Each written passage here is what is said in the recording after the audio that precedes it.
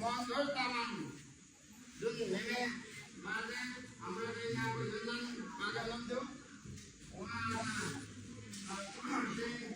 उहाँको विदाय कार्यक्रम कार्यक्रम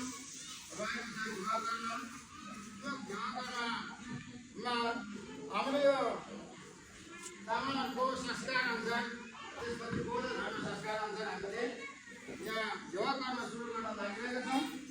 यो विवाह गर्न सुरु गर्नुभन्दा पहिला हाम्रो यहाँको चलन बौद्ध धर्म संस्कार संस्कृति र चाहिँ हाम्रो तामाङको संस्कार अनुसार के छ भन्दा किन चाहियो भन्दाखेरि भगवान बुद्ध पाला पनि के रहेछ भन्दाखेरि भगवान बुद्धको पालामा लामालाई क्याप्सन छु, सङ्गेलाई क्याप्सन छु, छोइलाई क्याप्सन छु, हिन्दुलाई क्याप्सन छु भनेर भन्ने गरेको पाइन्छ र वेदशास्त्रमा नै उल्लेख छ।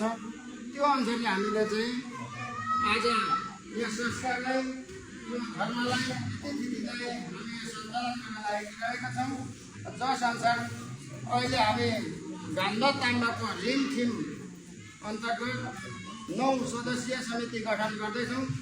यो समिति चाहिँ के को लागि त भन्दाखेरि चाहिँ हाम्रो मनोहर तामाङ जुन मृत स्वर्गीय जो हुनुहुन्छ सुरु गर्न लागिरहेको अवस्थामा हामी त्यो 9 सदस्यीय समिति गठन गर्न लागिरहेछ। यो समितिले के गर्ने भन्दाखेरि चाहिँ जुन लामालाई क्याप्सन भनेपछि चाहिँ अब ज्ञानहरूको अनि त्यसपछि धर्मको त्यसपछि नीति नियमको पालन सँगसँगै सङ्गठन संस्थाको पनि समूहको पनि पालन गर्ने नियम पालन गर्नु समूहलाई पनि केही संस्थालाई पनि शिरधार्य गर्नुपर्छ भन्ने कुरालाई मनन विचार गर्दै हामी समूह गठन गर्दछौँ।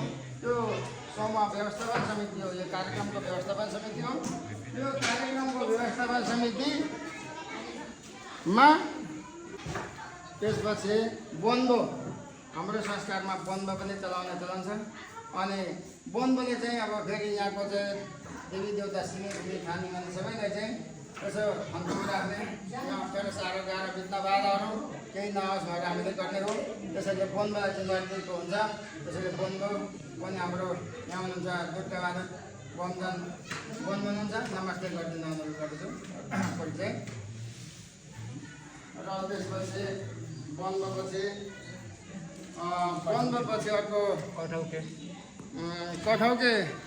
को बस्नु भएको छ हजुर ए कठौके भन्दा चाहिँ काम